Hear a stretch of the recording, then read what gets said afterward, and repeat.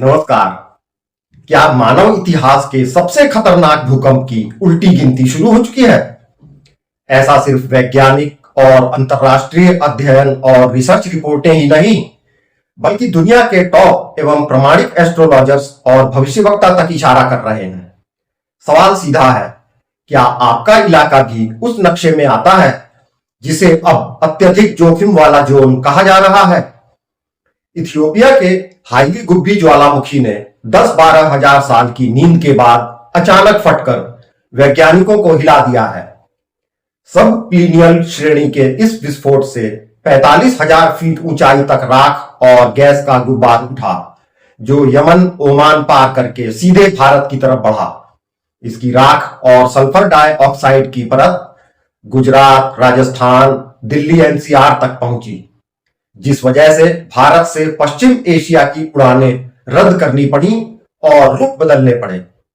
यह वही अफ्रीकी रिफ्ट जोन है जहां लावा, दरारों और टेक्टोनिक प्लेटों की हलचल को वैज्ञानिक धरती के फेफड़ों का खुलना कह रहे हैं।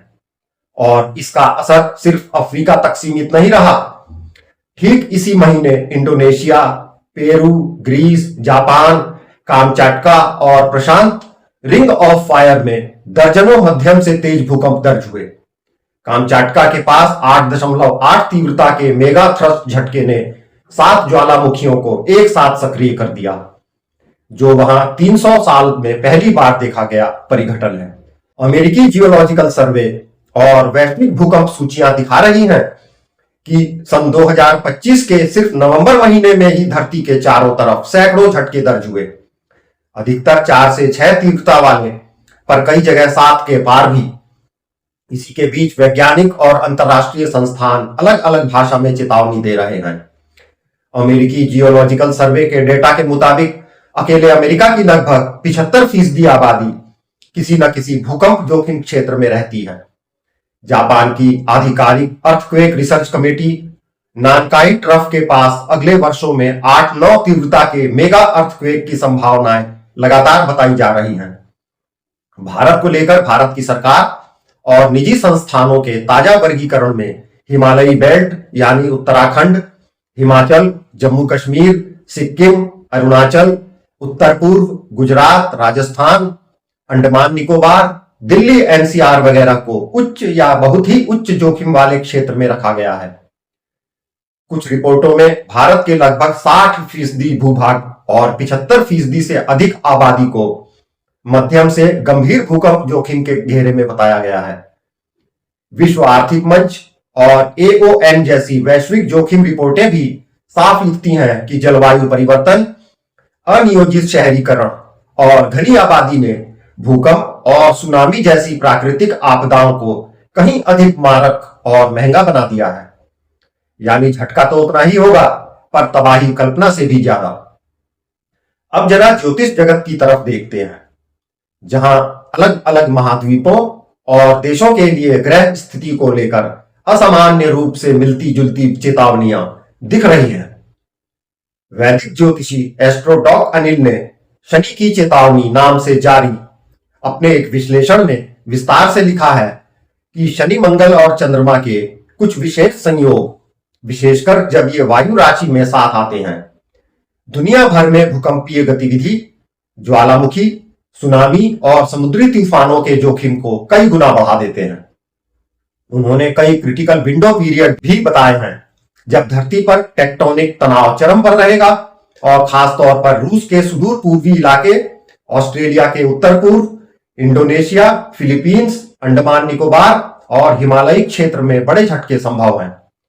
यही विश्लेषण भारत के लिए अलग से बताता है कि उत्तराखंड, हिमालय, उत्तर पूर्व, गुजरात, राजस्थान और अंडमान निकोबार, साथ ही दिल्ली एनसीआर क्षेत्र में 2025 और 2026 में उच्च सतर्कता की श्रेणी में आते हैं, क्योंकि दिल्ली तो वैसे भी भूकंप जोन 4 में है और शनि मंगल की व्यतिक्रम दृष्टि इसे अतिरिक्त संवेदनशील बनाती है।